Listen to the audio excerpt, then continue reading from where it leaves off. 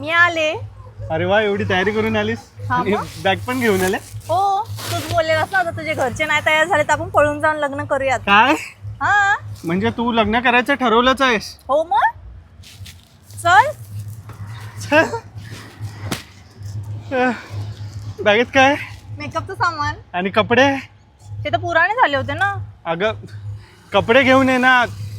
तू बिना कपड्याचं म्हणजे नवीन कपडे घ्यायला लागते. जाण ते कपडे घेऊन ये. असू दे, तुम्हाला नवीन घेऊन देशील. 40-50 हजाराचा खर्च. मी काय बोलतो, आपण लग्न तर करत आहोत, पण लग्नानंतर जेव्हा 3-4 महिन्यांनी तू तुझ्या घरी जाशील तेव्हा तुझ्या पप्पा हुंड्यामध्ये फॉर्च्युनर आणि 40-50 लाख देणार होते, ते तर देतील ना? नाही, का? त्यांना मी तुझ्याविषयी पहिलाच सांगितलं होतं आणि त्यांना डॉक्टर आणि इंजिनियरच मुलगा हवाय. आणि एक मिनिट, तू माझ्याशी पैशासाठी प्रेम करतोय? नाही नाही नाही, मी तुझ्या खरं प्रेम करतो ग. पैसे गेले चुलीत. चल. चल.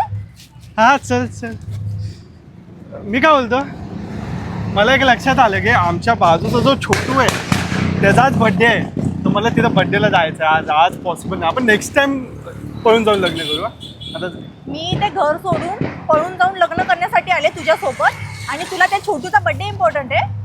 अगं पण कसं आहे ना, आदराने बोलवलं नाही, मानपान आहे माझा, तर मला जावं तर लागेल. मी जातो. आपण नेक्स्ट टाइम लग्न करू. मी पण येते. अगं ते तुला वेफर आणि केक वगैरे देणार नाही. त्यांनी लिमिटेड लोकांनाच बोलवलंय. तू नको येऊ, राहू दे. मी जाऊन येतो. आपण नेक्स्ट टाइम. Next time.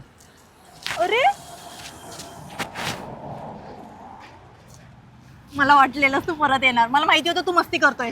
नाही, 10-20 रुपये दे ना. त्याला ते बिस्किट घ्यायला लागेल ना. त्याला असं मोकळ्या हाताने नाही.